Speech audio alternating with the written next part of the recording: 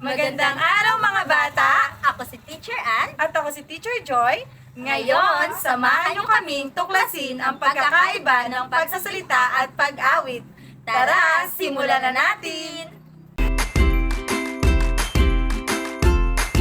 Mga bata, bago tayo magsimula sa ating talakayan, ay mayroon muna akong ipapakitang dalawang larawan. At ngayon ay tutukuyin ninyo kung ang larawan ay nagpapakita ng pagsasalita at ang larawan ay nagpapakita ng pag-awit. Magaling!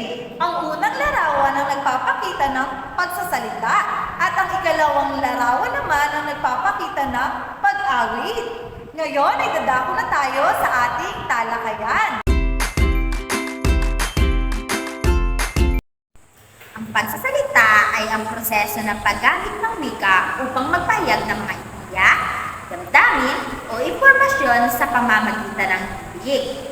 Ito ay isang mahalagang kasanayan sa komunikasyon na nagpapahintulot sa mga tao na magbahagi ng kaalaman, magtanong, magbigay ng utos, at makipag-ugnayan sa iba sa kanilang kapaligiran.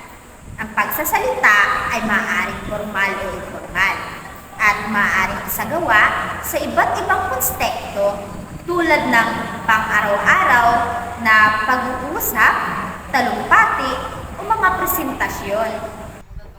Narito ang ilang halimbawa ng pagsasalita. Itong People's Initiative, pati itong Congress, they would convert the Congress into a constituent body and propose the Constitution.